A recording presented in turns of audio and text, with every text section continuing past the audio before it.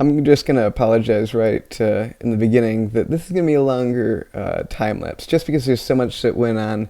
There's a lot of pre-planning that had to go into that, and just kind of finessing. So it was surprising how quickly like the base came together, like the foundation for the character.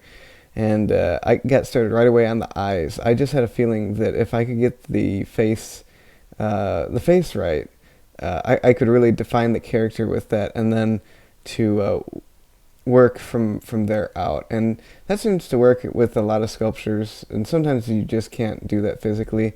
And so that was at the end of the first day, and that mask was just perfect. And so I started going in there and I started distressing it with some black clay. And I treat that like oil paint, sort of. I just kind of brush that on there and brush it off, and it just gives it this old look.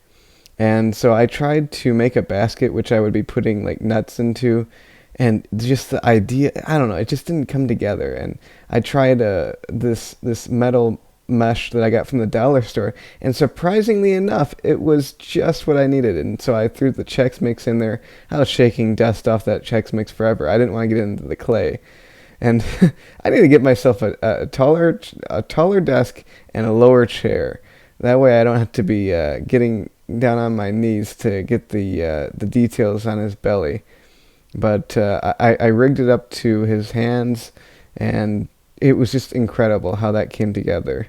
But I just had to get one last little piece together, which was the hatch. And this is a little reminiscent of Lost, if you're into that. I just loved Lost when I was watching it. I was a bit disappointed with the end, but anyways, we went out and I stuck it into the ground, and that's why I had to build it into that case right there. So you can see there's a little shaft, and I was crouched in this position, and it just murdered my knees.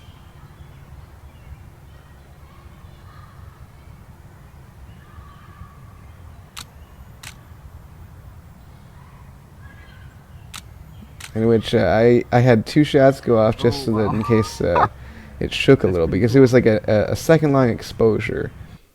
And you can see there, I had to actually move the flash up so that it would hit him directly, and there's just a little wire in the back holding him up.